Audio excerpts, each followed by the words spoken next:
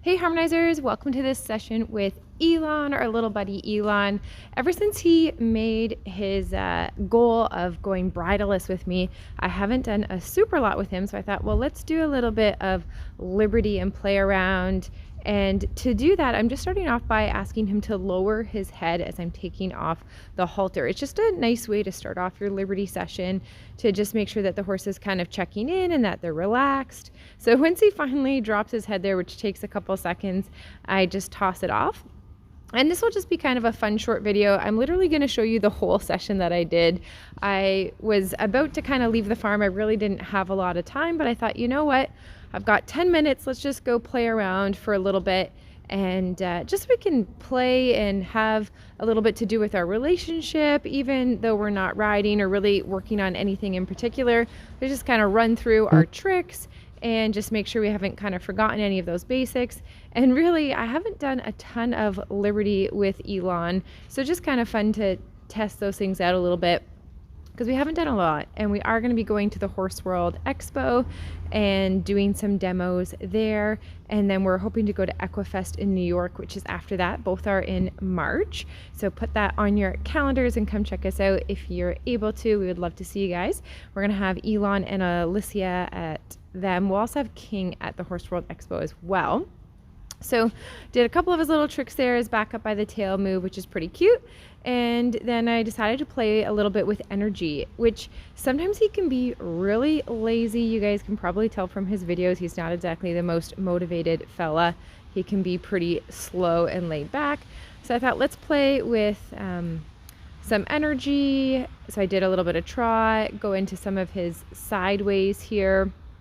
And I'm not using a whip or anything. I literally just have my hands and cookies for positive reinforcement. So playing with energy is always kind of a tricky thing, because you're not able to threaten your horse. When you have a stick, or people do this with a whip, they're essentially kind of threatening their horse with pressure to get them to go faster. Whereas I'm just doing it purely off of rewarding my horse and kind of having a good time with him. So here, I'm doing some sideways, and I don't do a lot of sideways from the right side. Just, I don't know why, I just don't practice it a whole lot. So I broke it down a little bit more into a few easier steps for him, and got him to do that a little bit, which he did pretty nicely. And then here, just straightening him out, doing it again. You can see the way I ask him to do that is I have the hand up in the air to cue the sideways, but if he's not getting it, then I kind of reach my hand to the opposite side and kind of point at his hip to try to help catch his hip up a little bit. So he did that actually pretty well, considering we don't really play with that. And then I just played with energy, and I wasn't going to ask for a canter per se, but he really kind of offered it there. So I thought, well, let's just go with it, offer some more positive reinforcement. I was kind of surprised that he offered that so early and was willing to do that, because normally he's pretty lazy. More like what you're seeing here, where I'm like, oh, you offer canter to the left? And he's like, no, I'll offer some trot. And I'm like, yeah, that's more like the Elon I know. So here he offers some canter again, so I'm going to offer him another cookie again. And we haven't really done any warm-up for this. He came out of the field and came out to play for our short little session, so I'm not asking him to do big stretches of canter or anything like that. We're literally just goofing around and playing, because I know I haven't like warmed him up really. We're just goofing around. Couple little strides here and there, but I thought that's pretty darn good.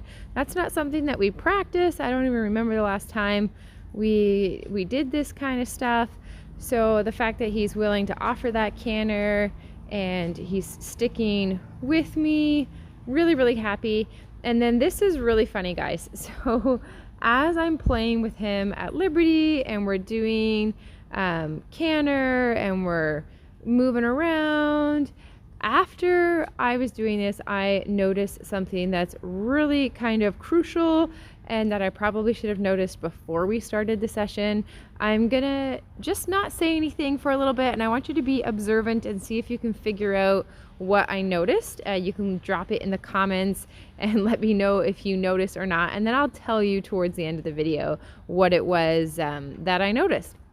Here, I'm just playing around to see if I can get him to smile. And smile is something that I've really just kind of started thinking about teaching him to do. It's kind of a new skill. He's super polite with his cookies. We've done a lot with being polite with treats. So once a horse becomes very polite with treats, you then have to kind of coax them to lift their lip up and kind of grab at the treat, and he almost thinks like, am I supposed to do this? Am I allowed to do this? Normally I'm not allowed to kind of follow cookies in your hands. So he's like, I don't really think I'm supposed to do this. So I just kind of tease him a little bit with it, and when he flips his lip like that, that's the moment that I want to reward him and give him the treat, and that will eventually turn into a smile cue, but it starts with that little lift of the lips. Then we're going to go into our lay down, which I asked him to lay down and he wanted to paw at the sand.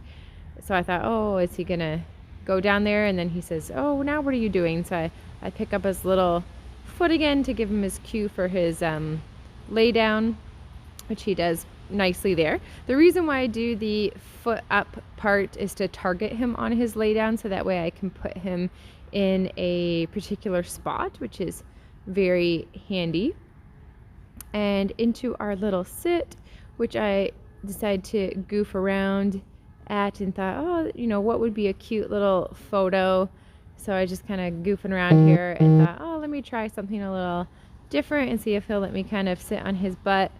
And I thought, how could we make a cute little photo together? He's like, this is weird, Mom. Why are you sitting on my butt?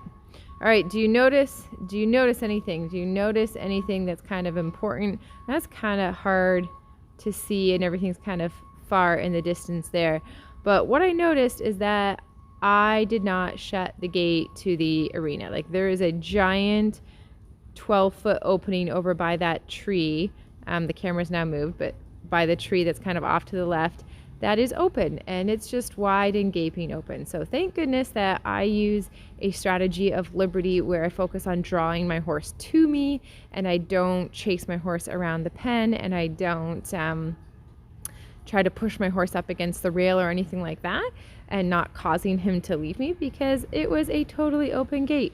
Now, then again, this property is a gated property, so even if he had gone out of the gate, he wouldn't be able to run out to the road because it is all enclosed. But silly me, thank goodness for the way I train at Liberty that it wasn't an issue, but something that I need to make sure I watch for. Hope you guys enjoyed seeing little Elon, and thanks for watching, guys.